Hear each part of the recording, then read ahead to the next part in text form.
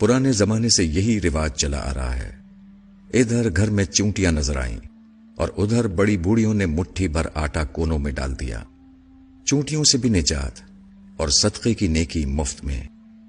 ابا ہنسنے لگے تو خاتون کے چہرے پر بھی مسکراہٹ آ گئی۔ چلیں میں بھی پھر آٹا ہی ٹرائی کر لیتی ہوں۔ وہ کچھ سوچتے ہوئے کوپیکس پاؤڈر وہیں کاؤنٹر پر رکھ کر واپسی کے لیے مڑ گئیں، اور ستار بھائی نے ابا کو خشمگین نگاہوں سے دیکھتے ہوئے کالی مرچوں کو تولنا شروع کر دیا۔ ابا، تم نے ستار بھائی کی دکانداری خراب کر دی۔ واپسی پر میں نے ابا سے ہنستے ہوئے کہا، نہیں بیٹا، یہ بات نہیں، ہمارے گھروں سے برکتیں اسی لیے اٹھ گئی ہیں۔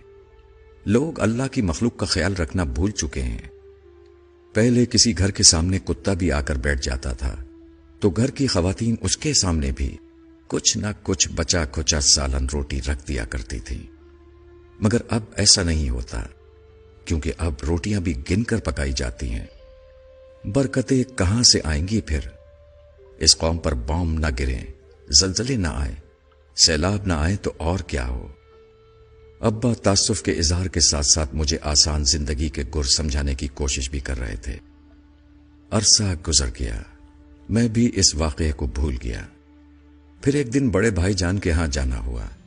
ابھی ڈور بیل بجانے ہی لگا تھا کہ چڑیوں کے جھنڈ کے اڑنے کی زوردار آواز کانوں میں پڑی۔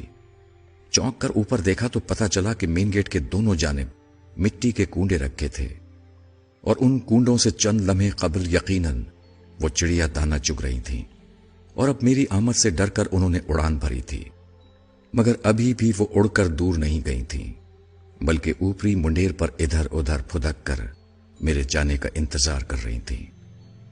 بھتیجی نے دروازہ کھولا تو میں اندر داخل ہو گیا۔ یہ کیا، اتنی ساری چڑیاں؟ میں نے سلام کے بعد خوشگوار حیرت سے بھابھی سے پوچھا، جو کچن کی کھڑکی سے کھانا پکاتے ہوئے مجھے دیکھ کر مسکرا رہی تھی۔ تمہارے بھائی جان نے رکھے ہیں یہ کنڈے لا کر چڑیوں کے دانے کے لیے؟ وہ معنی خیز انداز میں بڑی بھتیجی کو دیکھ کر مسکرائیں تو مجھے اچنبھا سا محسوس ہوا۔ شام کو بھائی جان آئے تو مجھ سے رہا نہ کیا۔ بھائی جان، یہ چڑیوں کے لیے دانا رکھنے کی کوئی خاص وجہ ہے کیا؟ نہیں، بس ایسے ہی، اچھا ہوتا ہے، صدقہ دیتے رہنا چاہیے۔ بھائی جان نے آہستہ سے سمجھایا، یہ بہت ضروری ہوتا ہے، خصوصاً جس گھر میں بیٹیاں ہوں۔ پھر بتانے لگے کہ کسی بزرگ کے پاس ایک شخص نے آ کر بتایا کہ وہ غریب آدمی ہے اور پریشان ہے کہ اپنی جوان بیٹیوں کی شادی کس طرح کر پائے گا، کیونکہ غربت کی وجہ سے کوئی اس کی بیٹیوں سے شادی کرنے کو تیار نہیں۔ بزرگ نے مشورہ دیا کہ روز 200 بھوکوں کو کھانا کھلاؤ، تمہارا مسئلہ حل ہو جائے گا۔ غریب آدمی مارے احترام کے بزرگ کو تو کچھ نہ بول پایا، البتہ آستانے سے باہر آ کر زارو قطار رونے لگا۔ پاس سے گزرتے ہوئے کسی دانا نے پوچھا، روتے کیوں ہو؟ غریب نے جواب دیا، غربت نے پہلے ہی مار مار کر ادموا کیا ہوا ہے، اور سرکار نے فرمایا ہے کہ روز 200 بھوکوں کو کھانا کھلاؤ، تب بیٹیوں کی شادی ممکن ہوگی۔ دانا آدمی مسکرا کر بولا، بھلے آدمی، بھوکا کیا صرف انسان ہوتا ہے؟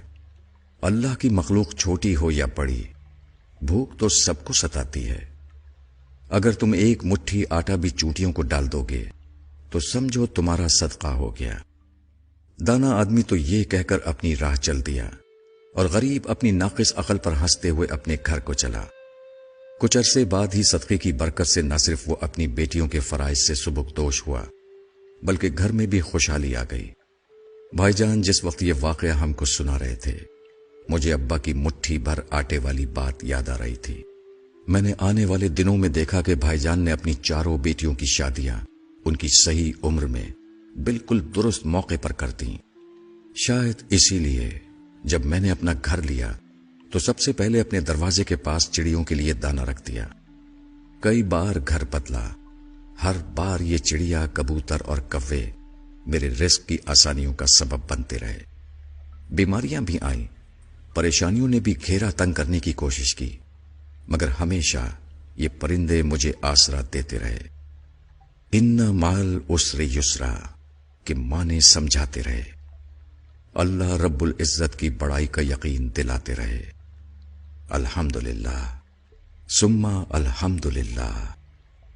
میں نے آج تک اپنے بچوں کا بہتا خون نہیں دیکھا، انہیں کسی تکلیف سے تڑپتے نہیں دیکھا۔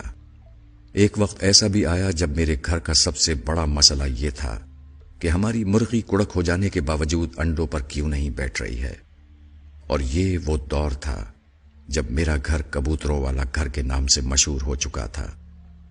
یقین مانیے کہ یہ تمام باتیں اس لیے نہیں لکھی ہیں کہ نعوذ باللہ میں اپنی نیکیوں کا پرچار کرنا چاہتا تھا، بلکہ میں اس راز کو کھول کر بیان کرنا چاہتا ہوں جو سوال کی صورت میں مجھ سے اکثر کیا جاتا ہے کہ آخر کیسے گزارا کر لیتے ہو؟